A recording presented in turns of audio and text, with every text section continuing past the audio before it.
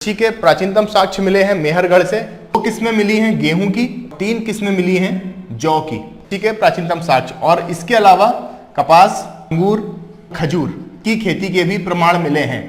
नूर, कुबगल और कुडक्कल यहां से हमें मिलते हैं नवपाषाणकालीन राख के टीले। नमस्कार दोस्तों, आशा करता हूं आप सब लोग ठीक होंगे और आपकी एग्जाम की तैयारियां भी अच्छे से चल रही होंगी। दोस्तों, आज हमारी ट्रेन अगले स्टेशन पे पहुंची है, नवपाषाण काल पे।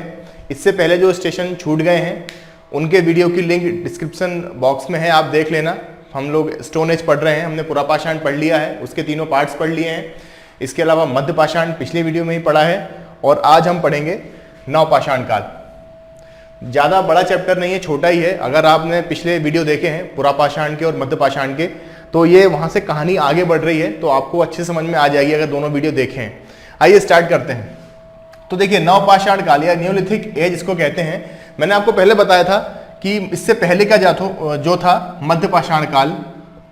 मध्यपाषाण काल एक संक्रमण काल कहलाता है। क्यों? क्योंकि मध्यपाषाण काल चल रहा है और नवपाषाण काल भी उसके साथ में धीरे धीरे आ रहा है, मतलब ट्रांजिशन फेस में गाड़ी चल रही है, ऐसा मान सकते हैं। मध्यपाषाण एज को भी कहते हैं कि 10,000 से लेके 8,000 BC तक माना जाता है। कुछ किताबों में अलग भी हो सकता है, लेकिन जर्नल ऐसा ही माना जाता है। और नवपाषाण को भी 10,000 BC से 6,000 BC या कहीं 5,000, 2,000, 3,000 भी मिल सकता है, ऐसा माना जा सकता है। तो ये टाइम ओवरलैप होता है क्योंकि संक्रमण काल है। ये मैंने पहले ही बता दिया था, लेकिन एक बार रिकॉल करवा दिया। आज देखते हैं नवपाषाण काल क्या कालखंड है इतिहास का। नवपाषाण काल में तो 10,000 ईसा पूर्व से 6,000 ईसा पूर्व तक इसको मानते हैं। अब 6,000 के बाद में क्या होता है कि प्री इंडस मतलब सिंधु सभ्यता के शुरुआती चरण यहाँ प्रारंभ हो जाते हैं 6,000 के बाद से, जो हम आगे पढ़ेंगे ताम्रपाषाण में या कांस्य युगीन में। तो अभी देखते हैं नवपाषाण काल। नवपाषाण काल नाम कैसे पड़ा नवपाषाण काल? तो देखिए, 2 फैक्ट है यहाँ पे। ज्यादा नवपाषाण काल में जो मेन चीज है वही आज कवर करेंगे। तो नवपाषाण काल का नामकरण कैसे हुआ?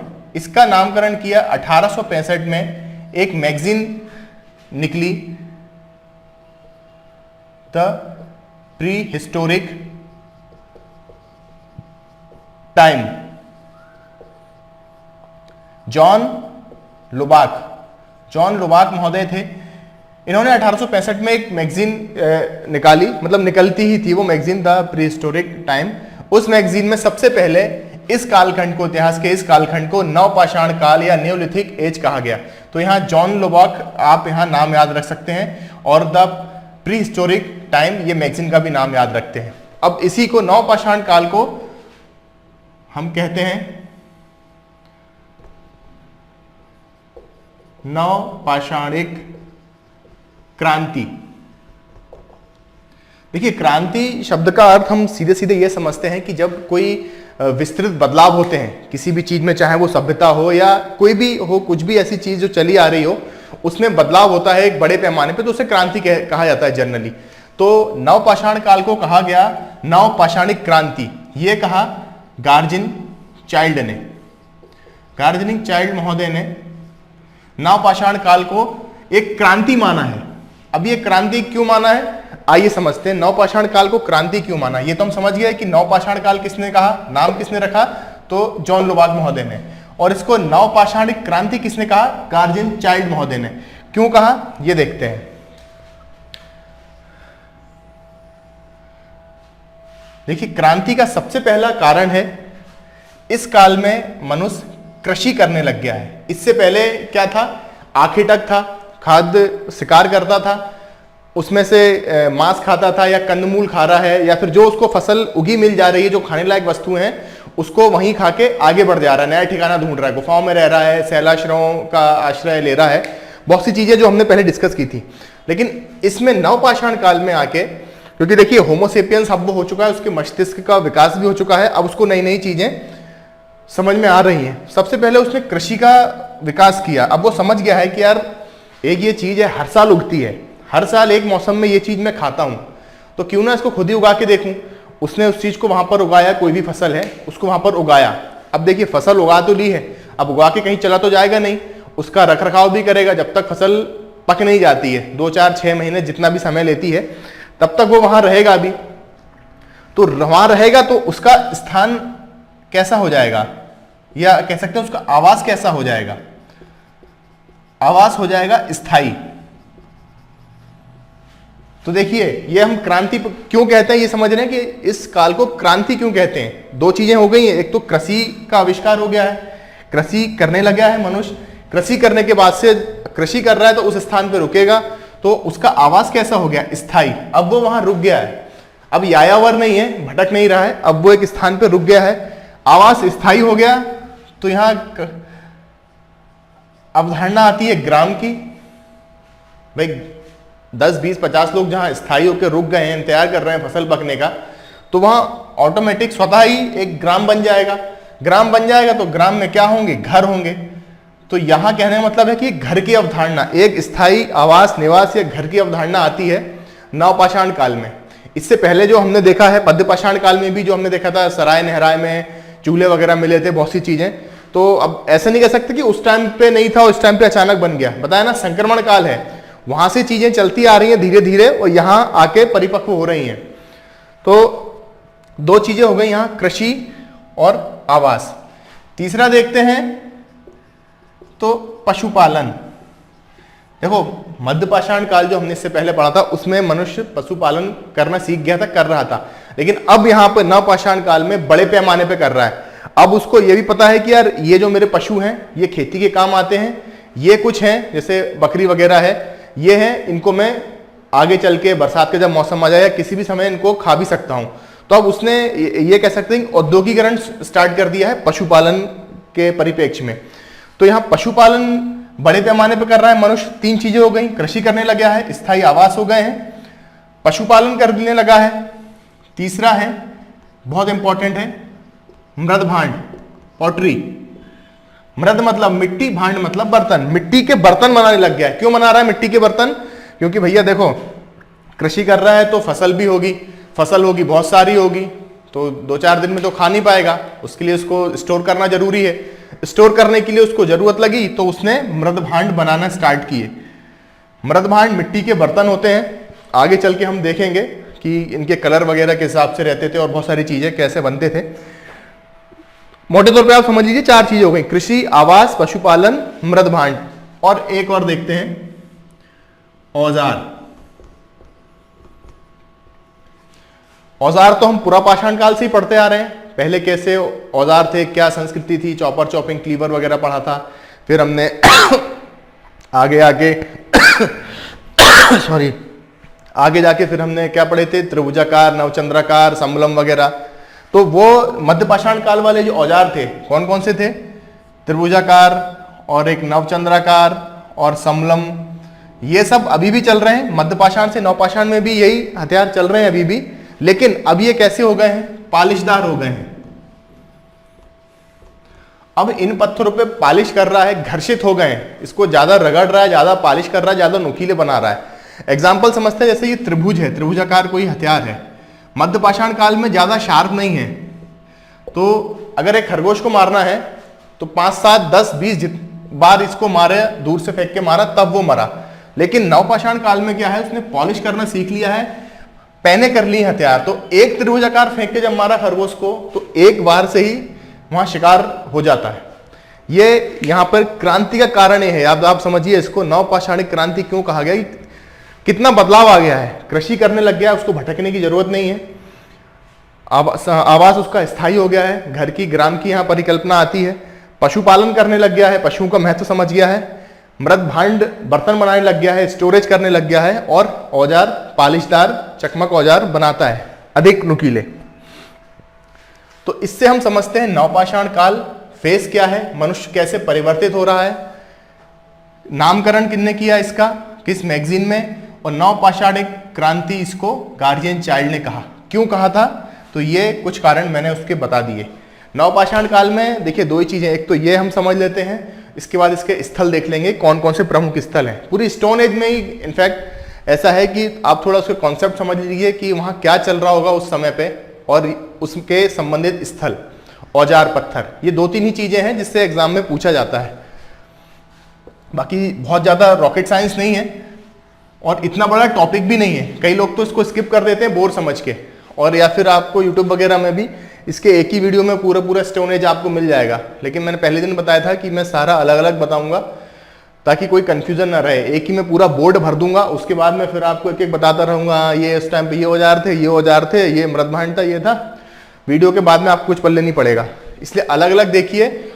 सारे वीडियो को एक एक बार फिर से देख लीजिए, पूरा रिवाइज हो जाएगा। और इस वीडियो के बाद में एक चार्ट के तौर पे जितना अभी तक पढ़ा है 10 मिनट का 15 मिनट का हार्डली वीडियो बनेगा, चार्ट के रूप में बना के पूरा समझा दूंगा। वो रिवीजन वीडियो रहेगा, आपका पूरा रिवीजन हो जाएगा उसमें। आइए अब स्थल देखते हैं। तो नवपाषाण कालीन प्रमुख स्थल, तो देखिए भारतीय उपमहाद्वीप में बहुत से स्थल निकले हैं। हम पहले भारत के बाहर चलते हैं, तो बात करते हैं उत्तर पश्चिम में। उत्तर पश्चिम से लेते हैं, मतलब करंट में अफगानिस्तान, पाकिस्तान, अफगानिस्तान का कुछ एरिया, एग्जैक्टली कहे तो पाकिस्तान के। देखते हैं मेहरगढ़, ये बहुत इंपॉर्टेंट है, कई बार पूछा भी गया है आप इसको याद रखेंगे। मेहरगढ़ बलूचिस्तान में है। अब मेहरगढ़ के अलावा एक है यहाँ बलूचिस्तान में, इसके मेहरगढ़ के पास में ही है किला गुल मोहम्मद और राणा गुंडई। ये आपको 3 नाम याद रखने हैं, मेहरगढ़, किला गुल मोहम्मद और राणा गुंडई। ये 3 नाम हैं जो ये तीनों बलूचिस्तान में है। बलूचिस्तान कहाँ है? पश्चिमी, उत्तर पश्चिमी पाकिस्तान का भाग है। तो अब देखिए यहाँ मेहरगढ़ है, जिसका हम कुछ फैक्ट जानेंगे मेहरगढ़ के बारे में। बाकी किला गुल मोहम्मद और राणा गुंडई ये इंपॉर्टेंट नहीं है, बस आप इनका नाम याद रख लीजिए कि कभी पूछ लिया कि नवपाषाणिक कालिक उत्तर पश्चिमी क्षेत्र के कुछ नाम आ गए, ऑप्शन में आ गए कुछ, तो इसलिए आप इनको याद रख लीजिए, लेकिन इनका कोई ऐसे विशेष फैक्ट नहीं है। बस यही है कि नवपाषाण कालीन यहाँ से अवशेष प्राप्त हुए हैं। चलिए मेहरगढ़ से देखते हैं, स्टार्ट करते हैं। सबसे पहले इसका कालखंड देखते हैं। यह है करीब 7000 ईसा पूर्व। मेहरगढ़ से जो साक्ष्य में प्राप्त होते हैं वो करीब 7000 ईसा पूर्व के हैं। देखिए हम इंडिया के अगर स्तर पे बात करें, भारत के स्तर पे, तो हम मानते हैं कि 7000 बीसी प्राचीनतम साक्ष्य है, मतलब इस टाइम के आसपास नवपाषाण काल चल रहा था। और वैश्विक स्तर पे बात करते हैं तो करीब कई जगह लिखा मिलता है कि 9000 ईसा पूर्व में मिस्र और ये तुर्की, सीरिया, कुछ मिडिल ईस्ट के जो कंट्रीज हैं, वहां पे करीब 9000 ईसा पूर्व के समय वो समय चल रहा था जो हमारे यहाँ 7000 ईसा पूर्व की, मतलब वहां हो सकता है 1000-2000 साल पहले लोग इस तरीके से रहते हो जहां अपने यहाँ 7000 ईसा पूर्व के आसपास में रह रहे हैं। ठीक है, तो आपको ये डेट ऐसी कोई याद रखने की विशेष जरूरत है नहीं है, बस ये क्या क्या मिला आपको यहां से ये याद रखना है। तो बात करते हैं मेहरगढ़ से। मेहरगढ़ बलूचिस्तान में है, बलूचिस्तान की राजधानी है क्वेटा। क्वेटा के पास में मेहरगढ़ है। देखिए मैंने पहले बताया था जो भी बस्तियां हैं, जहां भी मनुष्य रह रहा था, वो सब नदी घाटी में, नदियों के बेसिन में ही रह रहा था, नदी घाटी में। तो मेहरगढ़ है,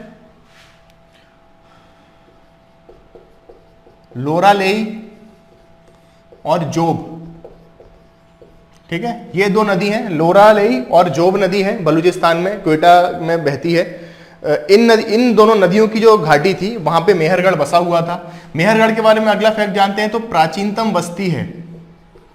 अगर आपसे एग्जाम में पूछा जाए कि प्राचीनतम बस्ती नवपाषाणिक काल की कहां प्राप्त हुई है, तो वो है मेहरगढ़ में। इसके अलावा सबसे इंपॉर्टेंट है मेहरगढ़ से कि कृषि के प्राचीनतम साक्ष्य इंपॉर्टेंट है, इसको आप नोट कर लीजिएगा। कृषि के प्राचीनतम साक्ष्य मिले हैं मेहरगढ़ से। किस किस के साक्ष्य मिले हैं? 2 किस्में मिली हैं गेहूं की और 3 किस्में मिली हैं जौ की। मतलब 2 वैरायटी के गेहूं, 3 वैरायटी के जौ 7000 ईसा पूर्व में उगाते थे लोग। कहां के? मेहरगढ़ के। कृषि के प्राचीनतम साक्ष्य। और इसके अलावा कपास, अंगूर और खजूर, इसकी खेती के भी प्रमाण मिले हैं। तो मेहरगढ़ से देखिए क्या क्या इंपॉर्टेंट हो गया। लोरालेई और जोब नदी घाटी में स्थित था मेहरगढ़। प्राचीनतम बस्ती है नवपाषाणिक कालिक भारत की, उस समय भारतीय उपमहाद्वीप की। और कृषि के प्राचीनतम साक्ष्य मिले हैं, 2 किस्म के गेहूं, 3 किस्म की जौ, कपास, अंगूर और खजूर की खेती के भी प्रमाण वहां से हमें मिलते हैं। अब चूंकि देखिए यहाँ गेहूं के प्रमाण मिले हैं, मतलब अंदाजा यह था कि गेहूं की खेती अच्छी खासी होती थी, तो इसलिए बलूचिस्तान, क्योंकि मेहरगढ़ बलूचिस्तान में है, तो बलूचिस्तान को तत्कालीन समय पे रोटी की टोकरी कहा जाता था। तो अगर आपसे ये पूछें फैक्ट वाइज कि नवपाषाण कालीन रोटी की टोकरी संज्ञा किसे दी गई थी, तो ये बलूचिस्तान यहाँ उत्तर होगा, या फिर मेहरगढ़ आता है इसकी जगह तो मेहरगढ़ उत्तर होगा। तो आप इसको यहाँ समझ सकते हैं। किला गुल मोहम्मद और राणा गुंडई ये इंपॉर्टेंट नहीं है, बता दिया मैंने। एक चीज और रह गई,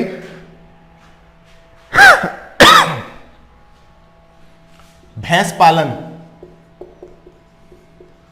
भैंस पालन के सबसे प्राचीनतम साक्ष्य, प्राचीनतम साक्ष्य क्या है या फिर साक्ष्य कह लें, इसके अलावा और ज्यादा कहीं नहीं मिलते हैं। तो भैंस पालन के साक्ष्य भी हमें मेहरगढ़ से मिलते हैं। एक बार फिर से टॉप से आते हैं। प्रमुख स्थल पढ़ रहे हैं नवपाषाण कालीन, उत्तर पश्चिम से स्टार्ट कर रहे हैं। भारतीय उपमहाद्वीप में उत्तर पश्चिम मतलब अफगानिस्तान या पाकिस्तान का एरिया, पाकिस्तान एक्चुअली। देखते हैं बलूचिस्तान प्रांत में, बलूचिस्तान प्रांत है पाकिस्तान में, कोयटा जिसकी राजधानी है। इसकी लोरालई और जोब नदी घाटी बहती है, जो यहाँ नदियां बहती हैं। इस घाटी में स्थित है मेहरगढ़, कोयटा से करीब 150 किलोमीटर दूर है। मेहरगढ़ में 7000 BC ईसा पूर्व के हमें उपकरण मिलते हैं। यहां से और क्या क्या फैक्ट है मेहरगढ़ से याद रखने लायक कि ये प्राचीनतम बस्ती है मेहरगढ़, नवपाषाण कालीन। कृषि के सबसे प्राचीनतम साक्ष्य मिलते हैं, 2 किस्म के गेहूं, 3 किस्म की जौ, कपास, अंगूर, खजूर की खेती। बलूचिस्तान को रोटी की टोकरी कहा जाता है, बता दिया। भैंस पालन के साक्ष्य मिलते हैं हमें मेहरगढ़ से। तो ये हम हो गए भारत के बाहर के, हमने पढ़ लिए। अब चलिए इंडिया में घुसते हैं। इंडिया में क्या क्या है। कश्मीर से उत्तर से स्टार्ट करते हैं, तो कश्मीर लेते हैं पहले। कश्मीर ले रहे हैं। कश्मीर में 2 जगह याद रखेंगे आप नवपाषाण कालीन, एक बुर्ज होम और दूसरा गुफ कराल। बुर्ज होम, देखिए बुर्ज होम का मतलब होता है, इसका शाब्दिक अर्थ होता है जन्म स्थान। इसको भी याद रखिएगा आप, जन्म स्थान होता है इसका शाब्दिक अर्थ। बुर्ज होम में एक दूसरा जो फैक्ट है याद रखने लायक कि यहां से मानव और कुत्ते की, मानव प्लस कुत्ता,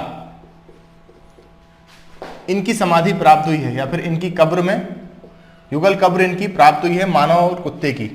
अब उसको ऐसा समझ लो कि जो जिस मानव की वो कब्र रही होगी उसका प्रिय कुत्ता होगा उस समय पे, इसलिए कुत्ते को दफना दिया ताकि इस लोक से अगले लोक में गमन करने के बाद में उसको वहां भी वो कुत्ता मिले। खैर आगे पढ़ते हैं। जन्म स्थान है इसका शाब्दिक अर्थ।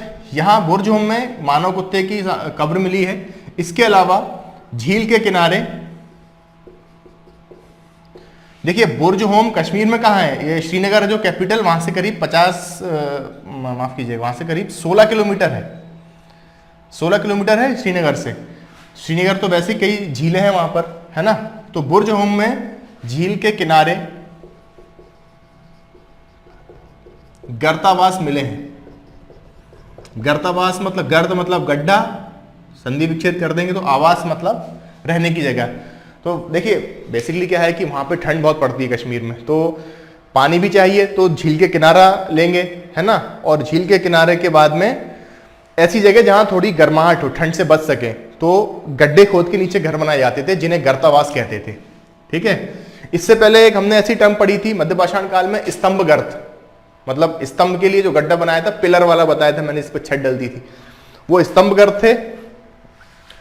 गर्त वाली एक टर्म और पड़ी थी, गर्त चूल्हे, जो कहाँ सराय नहरा में मिले थे ना, सामूहिक चूल्हे, 8 चूल्हे मिले थे, गर्त चूल्हे, मतलब गड्ढा खोद के चूल्हे बनाए गए, जिनको भट्टी कहना ज्यादा उचित रहेगा, वो भी मैंने बता चुका हूं। तो गर्तावास मिलते हैं मैं बुर्ज होम से। क्या क्या हो गया, मानव और कुत्ते की कब्र मिलती है, झील के किनारे गर्तावास मिलते हैं। आपके दिमाग में क्वेश्चन यहाँ आना चाहिए कि ये किस नदी घाटी का हिस्सा है। वहां कश्मीर में तो बहुत सारी नदियां बह रही हैं, तो ये है झेलम घाटी। मैंने जितने भी स्थल पढ़ाए हैं आपको, पुरापाषाण में हो या मध्यपाषाण में हो या नवपाषाण में आ गए, जितने भी स्थल पढ़ाए हैं उनकी नदी घाटी अवश्य बताई है। आपको नदी घाटी हमेशा याद रखनी है, कई किताबों में नहीं दी रहती है, लेकिन नदी घाटी आपको हमेशा याद रखनी है। तो ये बुर्ज होम और गुफ कराल आते हैं झेलम नदी घाटी में।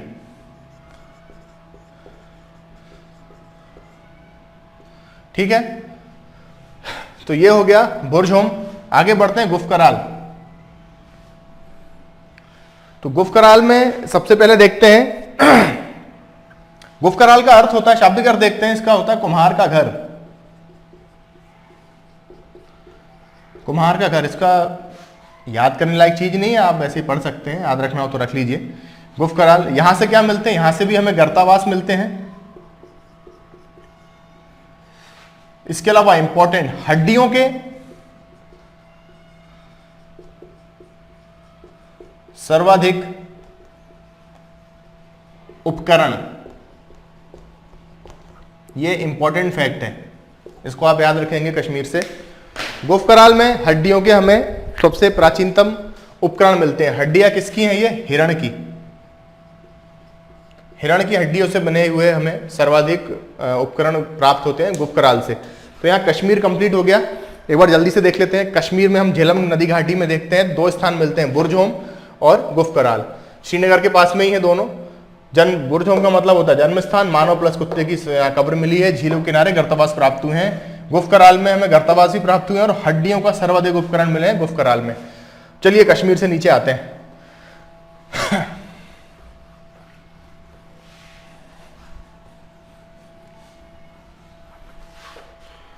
यूपी आ जाते हैं, यूपी आ जाए, यूपी आते हैं फिर चलेंगे कहीं और। तो आते हैं भैया यूपी। यूपी में पहला देखते हैं कोल्ड हवा, कोल्डी हवा भी कह सकते हैं इसको, कहते हैं कहीं कोल्ड हवा, ठंडी हवा, कोल्डी हवा। फिर दूसरा देखते हैं चौपानी मांडो,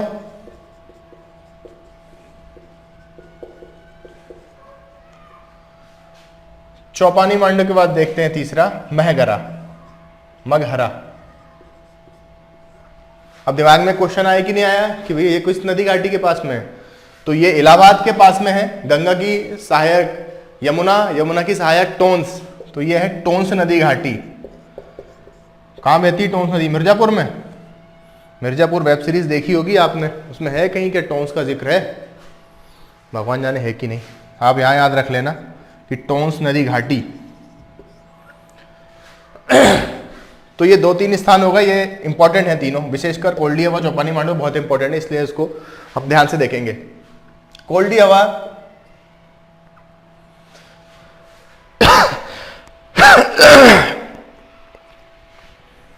तबीयत तो थोड़ी भी सही नहीं हो पाई है, 1 हफ्ते से करीब खराब है। कोल्डी हवा में सबसे इंपॉर्टेंट चावल के प्राचीनतम साक्ष्य,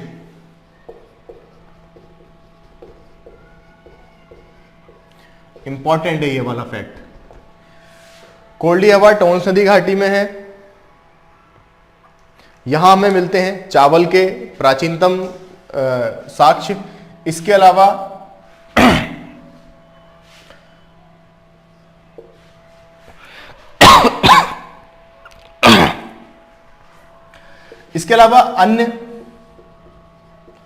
अन्य साक्ष्य भी मिलते हैं। कैसे अन्य साक्ष्य कैसे मिलते हैं कि कुछ उपकरण मिलते हैं और कुछ क्या कह सकते हैं आभूषण, आभूषण भी कुछ प्राप्त हुए हैं, कुछ उपकरण और कुछ आभूषण प्राप्त हुए हैं कोल्डी हवा से। लेकिन सबसे इंपॉर्टेंट यहाँ जो याद रखने वाला फैक्ट है, क्योंकि देखिए ये जो अन्य उपकरण या आभूषण होते हैं ये लगभग हर जगह से ही प्राप्त हो रहे हैं, जहां लोग रह रहे हैं तो उनकी कुछ ना कुछ निशानियां वहां से मिलती हैं। लेकिन हम ध्यान देते हैं जो विशेष तौर पर नजर आती है, तो यहाँ क्या नजर आ रहा है कि चावल के प्राचीनतम साक्ष्य अगर कहीं मिलते हैं, और ये भारत में ही नहीं है, भारतीय उपमहाद्वीप में नहीं, ये विश्व में है, विश्व में, इसलिए ज्यादा इंपॉर्टेंट हो गया ये। विश्व में चावल के प्राचीनतम साक्ष्य मिलते हैं हमें कोल्डी हवा में, इसके अलावा कुछ उपकरण मिलते हैं। अगला देखते हैं तो चौपानी मांडो। चौपानी मांडो में हमें प्राचीनतम मृदभांड, जहां प्राचीनतम शब्द आ जाए वो अपने आप इंपॉर्टेंट हो जाता है, तो प्राचीनतम मृदभांड के साक्ष्य मिलते हैं। ठीक है, इसके अलावा चौपानी मांडो से हड्डियां, हड्डियों के अवशेष भी मिलते हैं, और ये अवशेष बहुत बड़ी मात्रा में मिल रहे हैं। इससे एक और जो इससे पहले हमने पढ़ा था गुफ कराल, वहां भी हड्डियों के उपकरण बहुत बड़ी मात्रा में मिले थे, और यहाँ चौपानी मांडो में भी। तो अगर एग्जाम में आएगा तो इन दोनों में से कोई एक आएगा। अगर इससे रिलेटेड क्वेश्चन आया कि हड्डियां सबसे ज्यादा कहां मिली हैं, तो या आपको गुफ कराल आएगा ऑप्शन में, या चौपानी मांडो आएगा, दोनों में से कोई एक टिक कर सकते हैं। ऐसा भी हो सकता है कि दोनों आ जाए, चौपानी मांडो एवं गुफ कराल, तो वहां फिर उसको सही करेंगे उस उत्तर को। तो देखते हैं कोल्डी हवा में चावल के प्राचीनतम साक्ष्य मिलते हैं, उसके अलावा अन्य उपकरण मिलते हैं। चौपानी मांडो में प्राचीनतम मृदभांड के साक्ष्य मिलते हैं, और हड्डियों के अवशेष मिलते हैं। अब आते हैं मगहरा पे। मगहरा पे हमें मिलते हैं प्राचीनतम, प्राचीनतम लग गया मतलब इंपॉर्टेंट हो गया, गौशाला के साक्ष्य। प्राचीनतम गौशाला या फिर उसको मतलब जानवरों का एक बाड़ा कह सकते हैं, अब वर्तमान के लिए तो गौशाला ही शब्द ठीक रहेगा। तो वहां मिलते हैं प्राचीनतम गौशाला होने के साक्ष्य। तो अगर एग्जाम में आता है कि गौशाला के साक्ष्य कहां मिले नवपाषाण कालीन, तो मगहरा उसका उत्तर होगा। यह हमारा यूपी हो गया। अब यूपी से आगे बढ़ते हैं, दक्षिण भारत की तरफ रुख करते हैं। दक्षिण भारत में देखिए यूं तो बहुत सारे स्थान हैं और वहां भी कई ऐसे उपकरण वगैरह मिले हुए हैं, लेकिन कुछ हैं जो इंपॉर्टेंट फैक्ट है वो बता देता हूं आपको। जैसे हम देखते हैं उतनूर, कुप्पगल और कोडक्कल, दोनों कर्नाटक में हैं। उतनूर आंध्र प्रदेश में है, ठीक है। तो यहां ये क्यों बताता हूं, उतनूर, कुप्पगल और कोडक्कल, यहां से हमें मिलते हैं नवपाषाणकालीन राख के टीले। हमें राख के टीले मिलते हैं, राख के टीले मिलते हैं तो इसका अर्थ ये होता है कि वहां पर जानवरों का जो वेस्ट होता है, मतलब जो गोबर वगैरह रहता है जानवरों का, एक जगह इकट्ठा होता है। आज भी हम देखते हैं हमारे गांव वगैरह में एक स्थान विशेष होता है जहां पे गाय या भैंसों का गोबर जाके डंप किया जाता है। तो वैसे कोई ऐसे स्थान रहे होंगे उस समय पे जहां पे डंप होता था वेस्ट, और वेस्ट होने के बाद में या फिर उनमें आग लगाई गई हो या स्वतः ही लग गई हो, जो भी हो, जलने के बाद में वहां राख बचती थी, तो वो राख के टीले प्राप्त हुए हैं। हो सकता है उस समय इंसान को उसको खाद के रूप में यूज करना ना पता हो तो जला देता हो। तो राख के टीले प्राप्त हुए हैं कहां से, उतनूर, कुप्पगल और कोडक्कल, ये इसको आप याद रखना है इसको। कई राख के टीले ऐसे भी हैं कि जैसे वहां जहाँ इनकी बस्तियां हैं तो वहां से दूरी पर मिले हुए हैं, तो ऐसा भी मान सकते हैं कि जो वेस्ट होता था या फिर दूर जाके फेंकते थे, क्योंकि उन्हें मालूम था कि एक पर्टिकुलर टाइम के बाद जाके उसको जलाना है, तो कोई कहीं आग हमारे घर तक ना पहुंच जाए। ये भी हो सकता है, या फिर ये हो सकता है कि गौशाला ही या जो बाड़ा हमने देखा वो बाड़ा ही घर से दूर बनाते थे। कोई भी हो, हम कुछ भी मान सकते हैं उसको, लेकिन आपको याद रखना है कि राख के टीले प्राप्त हुए हैं। ये हो गए। इसके अलावा हम देखते हैं असम में एक स्थान है,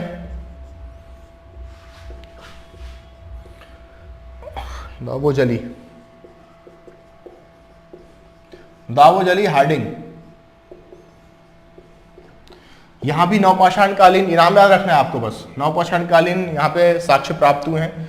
उसके बाद उड़ीसा, उड़ीसा में कुचाई, कुचाई एक जगह है, मयूरभंज लगता है जिला उड़ीसा का, इसका भी याद रखें आप। कुचाई नाम याद रखना है आपको ये भी, क्योंकि एक बार पूछ लिया था ये नवपाषाणकालीन स्थल कुचाई किस राज्य में स्थित है, तो ये कुचाई आपको याद रखना है। इसके बाद देखते हैं तमिलनाडु में, तो पेयमपल्ली या पोचमपल्ली भी लिखा मिल सकता है आपको। पेयमपल्ली नामक स्थान है जहां से नवपाषाणकालीन हमें साक्ष्य में देखने को मिलते हैं तमिलनाडु से। गर्मी बहुत है आज, बहुत पसीना आ रहा है। तो देखिए नवपाषाणकालीन हमने दक्षिण भारत के देख लेते हैं। उतनूर, कुप्पगल, कोडक्कल में से राख के टीले प्राप्त हुए हैं। असम के दोबजली हार्डिंग से, उड़ीसा के कुचाई से, तमिलनाडु के पेयमपल्ली से। और इसी के साथ आपका नवपाषाण काल समाप्त होता है।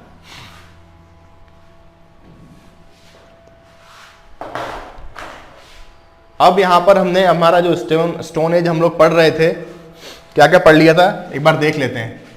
पाषाण काल पढ़ रहे थे, स्टोन एज पढ़ रहे थे, वहां हमने देखा पुरा पाषाण, पैलियोलिथिक एज, मध्य पाषाण,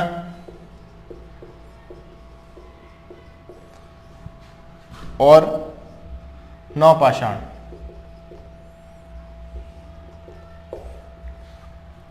पुरा पाषाण के हमने 3 भाग देखे थे, क्या क्या, निम्न पुरा पाषाण,